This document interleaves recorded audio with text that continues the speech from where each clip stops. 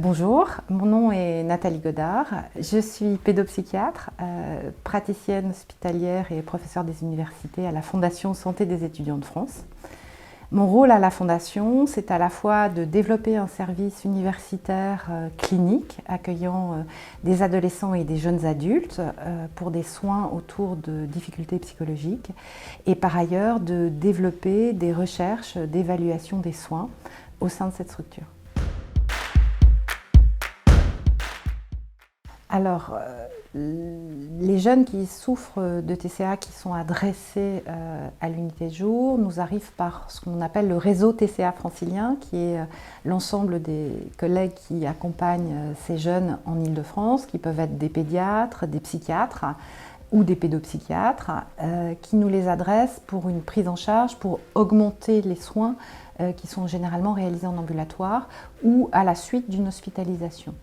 Donc ces jeunes remplissent un dossier, l'équipe qui nous les adresse remplit elle-même un dossier, ils sont reçus ensuite en préadmission par une équipe pluridisciplinaire qui se compose généralement d'un médecin généraliste, d'un psychiatre, d'une diététicienne.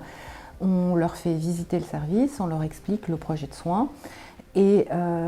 ils se voient proposer ou non, en fonction de leur situation, d'entrer à l'hôpital de jour. Cette unité de jour est en fait un hôpital de jour qui propose donc des soins qui commencent le matin vers 8h30. Les jeunes sont accueillis, on s'assure de leur état de santé le matin même sur le plan somatique et psychique, de savoir comment les choses se sont passées depuis la veille. Puis leur programme de soins qui répond à un emploi du temps qui est organisé sur l'ensemble de la journée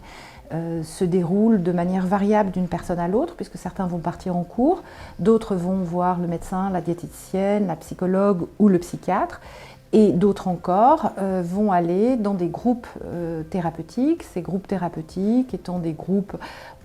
autour, par exemple, de l'éducation thérapeutique, d'activités à médiation artistique, d'activités à médiation corporelle, de groupes de parole ou encore de groupes autour de l'estime de soi ou d'un ensemble d'éléments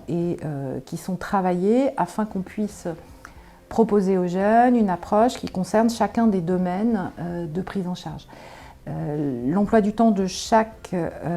patient est réfléchi en équipe et en fonction de l'évolution du moment où il en est dans son parcours au sein de l'hôpital de jour, la quantité de cours et la quantité de soins va évoluer, ainsi que le type de soins qui peuvent leur être proposés.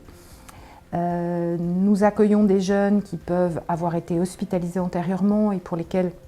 l'hôpital de jour sert finalement de tremplin pour regagner l'extérieur.